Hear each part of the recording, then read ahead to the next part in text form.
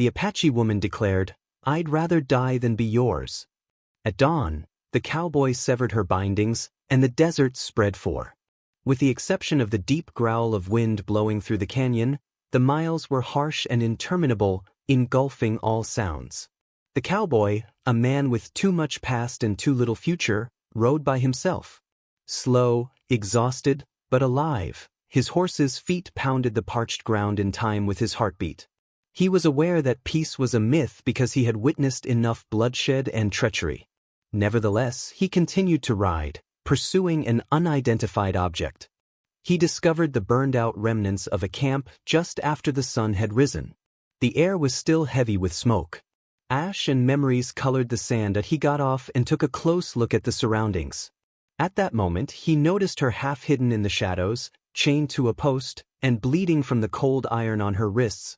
Her long black hair was tangled with dust, and she looked young. Her tribe's faint marks were painted on her face. However, her eyes were not those of a prisoner. They burned with hatred, pride, and something even more perilous.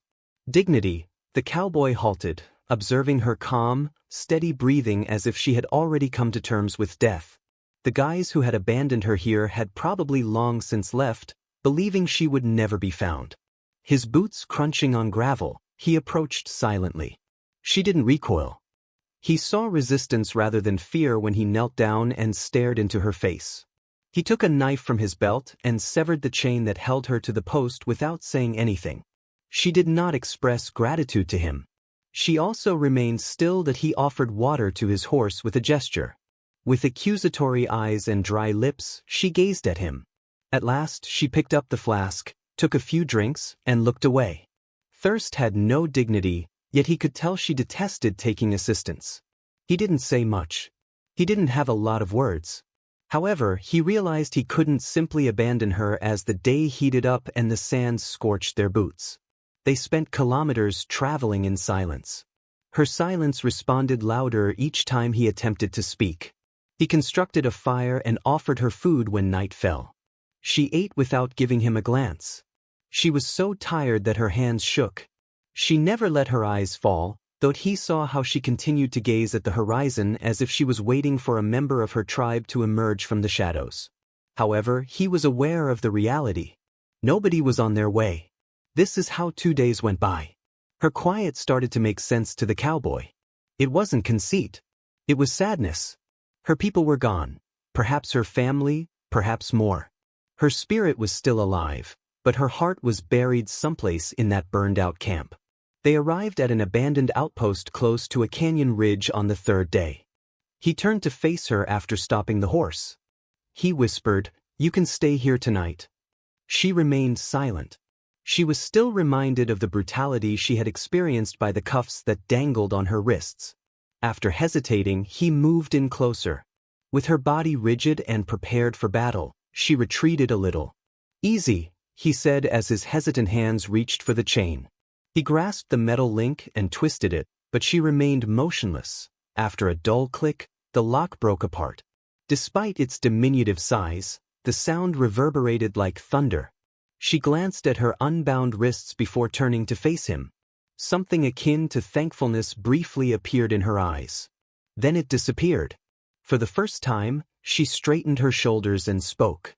Her voice was forceful but tremulous. "I would sooner die than be yours." The words struck him more forcefully than a bullet. With the chain still hanging from his hand, he froze. He wanted to let her know that he was merely attempting to put things right and that he didn't want to own her. However, the words would not come out. With her back straight and her pride gleaming in the sunlight like steel, she turned away. At that moment, he realized she was more than just a woman who had been set free. She was the epitome of freedom in its purest form. He said nothing as she strolled a short distance away, gazing into the desert as if she could already see her lost world waiting for her. The cowboy knelt, grabbed the shattered chain, and threw it away. He didn't return her call that he did nothing except watch her walk till her legs began to shake from tiredness and her steps slowed. He became aware for the first time that she was fleeing from everything that made her feel anguish, not just from him. She didn't get any sleep that night.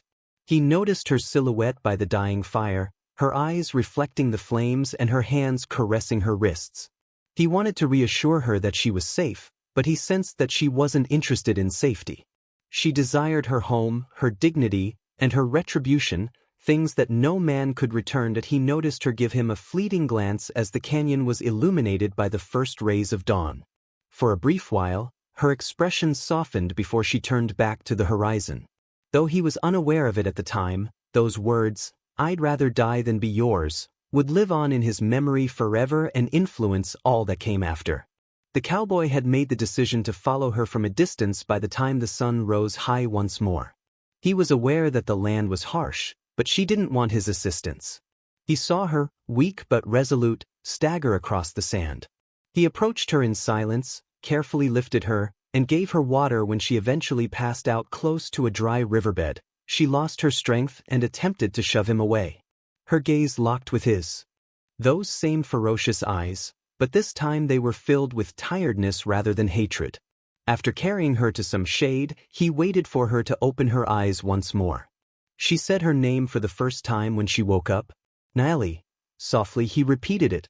The word is wonderful but alien. She gave him bits and pieces of her narrative in broken English. Her village caught fire. Her sibling was murdered. Her folks dispersed. Everything she held dear had been murdered by the men who bound her. With shame consuming him, the cowboy sat silently. He had traveled alongside men who would have done the same not so long ago. The screaming were too much for him to bear, so he left them. That's not what he told her. There were some things that were too painful to say. Days became weeks. They rode together as two survivors connected by the same territory, not as allies or rivals. Occasionally, she would hum a melancholic song from her tribe. He occasionally wondered if this was what atonement felt like as he listened to the wind. Their mutual stillness gradually gave way to understanding. He showed her how to operate a handgun. She showed him where the snakes lay, how to read the terrain, and how to locate water in dry soil. Although neither of them would ever publicly acknowledge it, they started to trust one another. She questioned him about why he had saved her one evening while they were camped close to the cliffs. "Because I couldn't stand watching another soul die for no reason," he replied, gazing into the flames. After giving him a long look, she muttered, "No one saves without reason." He remained silent. Their brittle peace broke. When a party of bounty hunters discovered them one evening, the silence was broken by gunfire. The cowboy pushed an inch behind a boulder as soon as he pulled out his revolver. With her gun steady and her eyes blazing, she fought next to him.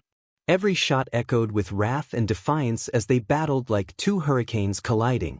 After being struck once and then twice, he continued to fire until the final man was killed. After it ended, the world was silent once more, save for the sound of his respiration was labored. Nell knelt next to. She touched his wound with her hands. He gazed up into her face, the woman who previously declared that she would sooner die than fit in. To him and gave him a slight smile. "I suppose I'm yours now," he muttered. Tears were shed. Her eyes, but she shook her head. "No," softly she said. "You are free." He grinned once more, although it was not as strong. "So are you." He shut his eyes and with it, his breath sank into quiet as the sun rose. For a considerable amount of time, she sat with her hair blowing across his face. When she eventually buried him close to the canyon, she put the broken chain next to his grave as a representation of what he had broken within himself rather than of being a slave. Niall's shadow stretched across the sand as she stood there for hours. She then turned aside and started to walk in the direction of the horizon. She didn't turn around. Her heart was broken yet resilient, and her gait was steady. She was free because she had never allowed herself to be owned, not because someone had set her free. Her melody, which she had sang by the fire, echoed across the canyon walls as the wind carried it through the valley. And the memory of the man who attempted to return to her what the world had taken was alive in that song. Her autonomy, her self-confidence, and her ability to select her own path. Into the golden light, she disappeared, leaving only a grave, stillness, and a mythology formed of bravery and suffering in their wake. The tale of the lady who, with every beating of a soul that refused to submit, declared, I'd rather die than be yours.